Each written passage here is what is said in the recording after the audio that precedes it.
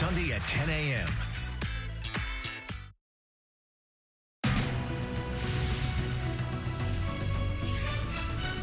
Now at 1, former LA City Councilman Jose Huizar has been sentenced to 13 years in federal prison after pleading guilty to a corruption case a year ago.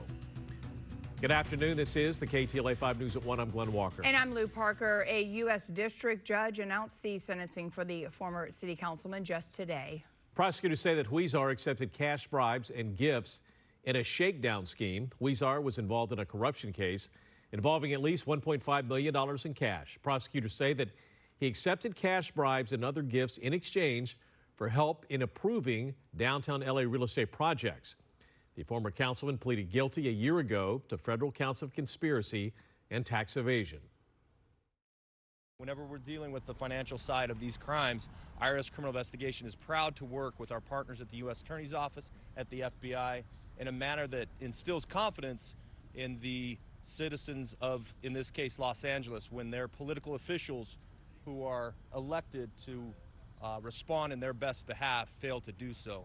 And we're happy to be here to announce the crowning moment in what has been a long time in this case.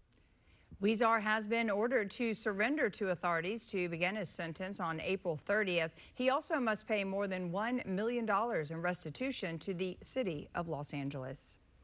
Turning now to developing news from Van Nuys. Jurors are hearing opening statements in the murder trial against socialite Rebecca Grossman. She's accused in a DUI crash that killed 2 young siblings in a Westlake Village crosswalk more than 3 years ago. KTLA 5's Kimberly Chang is live at the courthouse with an update. Kimberly? Glenn, Lou, court is in recess right now, but when they return in about a half an hour or so, the mother of the 2 boys is expected to take the stand. Now, take a look at this video shot just earlier. We saw Nancy Iskander as she stepped out of the courthouse in Van Nuys during recess. People around her gave her hugs and appeared to console her. Now, she declined to speak with the media, but a friend said that the family's priests and friends of the boys were also part of their support system in court today. We also have video of Rebecca Grossman, who is charged in the death of the 2 boys, as she walked out of the courthouse not saying anything to media. She was also surrounded with people who appeared to try and comfort her. Grossman, an LA socialite, is married to a prominent surgeon and co-founder of the Grossman Burn Center in LA. Attorneys for both sides presented opening statements to jurors today. Prosecutors say Grossman had been out with friends having drinks, and on the way back to her home, her SUV hit and killed the children. Witnesses said Grossman was driving more than 80 miles per hour in a white Mercedes SUV.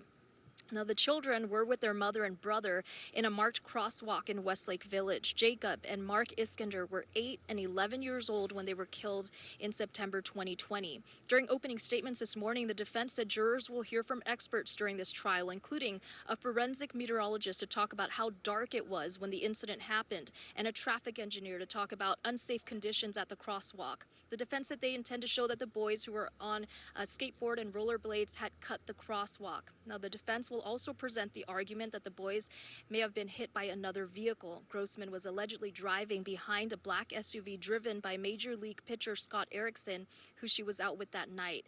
In the pretrial hearing, Iskander said the SUVs were racing each other and did not stop before the intersection. Now, again, court is on break for another half hour.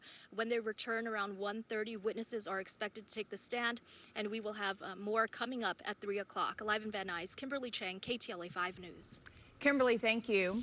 Police in Santa Monica are on the hunt for a suspect who shot and killed a man in broad daylight. The incident has left residents in the neighborhood on edge. KTLA 5's Omar Lewis is in Santa Monica with the latest on the investigation. Witnesses say there was some sort of argument that broke out between the victim and the suspect just moments before gunshots rang out.